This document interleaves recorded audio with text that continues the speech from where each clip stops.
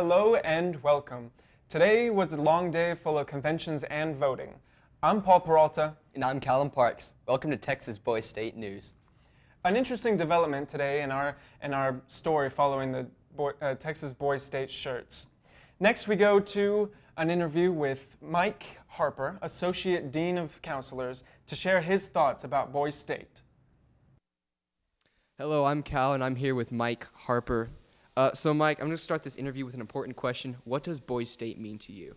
Gosh, Boys State, it has a lot of meanings to me, and being here for my 19th year, it's one of those things I keep coming back to because I've seen what it's provided for me in each year that I'm here. I get rejuvenated in the overall hope of what we have in our country. And one of the biggest things that is really special to me, and it actually gives me goosebumps right now thinking about it, is the pride that I see in our country and in our flag each year. And I see that as just like last night when TAPS was playing, it means a lot to me. The sprinklers were going off, and to look out there and have 1,000 young men that are standing at attention with a pin drop, and to think about just what that TAPS mean, and to think about soldiers that have sacrificed their lives, to think about individuals in the military that haven't come home. And in working with a lot of military myself, some of the individuals within our program and in law enforcement, it's one of those things that's very special to me in this program. All right. Thank you so much for your answer. So, in your 19 years of serving Boys State and of being here, is there any specific instance that you can recall where you feel like you changed as a person, or like this program changed you? I think each year it has an impact on me. One of the biggest things of coming back here is even being around the other counselors of years when things are really tough. And a few years ago, I lost my dad. And to be around this program just shortly thereafter, to come here and be down on luck and just not being really excited about things, to have a family around that just cared and provided that hope and that encouragement is a big thing. And to know that these are friends that have developed from this program, individuals that are in your cities that you're going to be friends with for life, that are there to support you through anything. All right. Thank you so much, Mikey. Appreciate your help. The same way that lives are affected by Texas Boys State, lives are also affected by Boys State's counterpart, Texas Girls State. We have Texas Girls State's woman, Sophia Palo, on the phone right now to answer our questions. So, Sophia, thank you for joining us today. So what is your position and party at Texas Girls State? You're welcome. I'm so glad we got this opportunity. So when I got here, I was assigned the Nationalist Party, and I am now the floor leader in the Senate for the Nationalist Party. There's like a lot of interesting stuff going on over there at Girls State. So, Sophia, tell me, what are some interesting and unique events happening this week at Girls State? Well, one of the really interesting things is that some females that are involved in government are coming to talk to us and tell us about how girls can pave the way to better the world. And we get to meet a lot of really unique leaders as well. And then we also get to go to the Capitol on Friday and start debating some more legislation that the leaders decided would be really interesting for us to debate. Sounds unique. So what are some of the most controversial issues happening within your party? Some of the legislation I'm seeing girls submit concerns the controversial issue of transgenders and the bathrooms that they're allowed to use.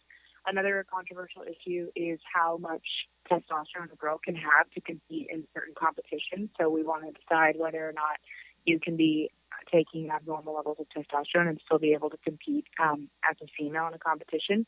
Some other people want to talk about the death penalty and some of the cocktails that can be used. So there have been some issues like that have been pretty interesting. You know, it's quite attention-grabbing, the variance and difference between Boys State here, or the difference in issues between Girls State and Boys State. So tell me, Sophia, what legislation do you expect to get passed this week? I think the girls here are really interested in some modern issues. So I definitely think that restricting the death penalty to having less cocktails will be passed. And I also think that some of the gun laws will be passed. So some people want to restrict how much access you can find with guns. So I think that'll be passed as well. That is very different than what we're having here. All right, Sophia, thank you so much for joining us, and I hope you have a great night. Thank you so much for having me. Have a wonderful week at Boys State. It's not just interesting events happening here at the UT campus and around UT campus. There's also interesting places on campus. For example, the Harry Ransom Center has a museum, and that museum contains valuable artifacts such as Watergate papers, some of the original Einstein papers, as well as the world's first photograph. Here we are interviewing Monte Monreal about the Gutenberg Bible.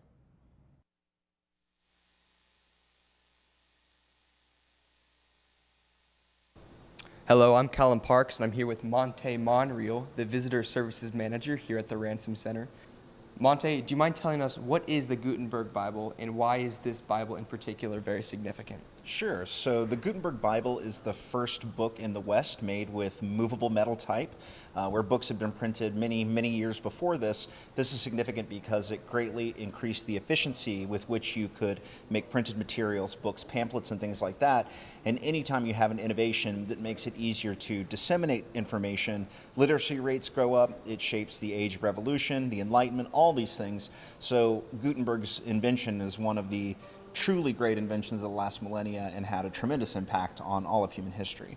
How old is this very significant artifact? This was printed between 1454 and 1455, so we're coming up on its 600th birthday and not too long here. And it's one of 20 complete copies remaining in the world.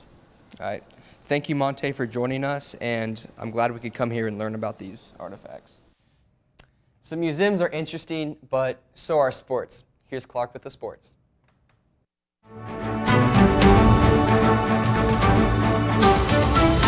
Hey, I'm Clark from Davis City. Yesterday was an exhilarating day as Texas's premier athletes put their skills on full display in dodgeball, speedball, and basketball.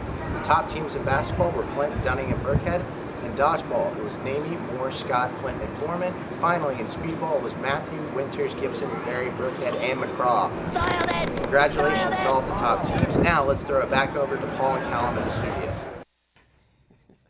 Well, thank you for the very interesting sports report. So we have 2 more days left here in Austin, Texas. Let's see how the weather's going to be for the remainder of Boys State.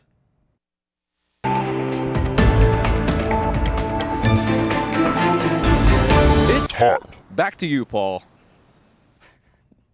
Well, no doubt about that. We're going to cut to a short break here, and we'll be right back.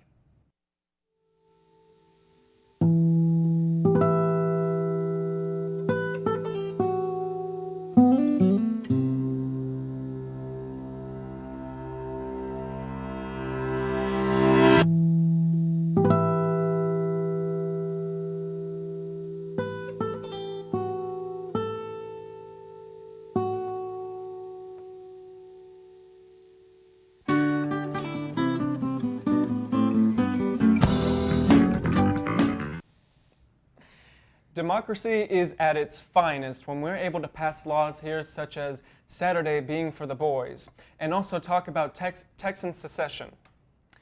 I'm Paul Peralta, and hoping you have a great remainder of Boys State. And I'm Callum Parks. Respect women.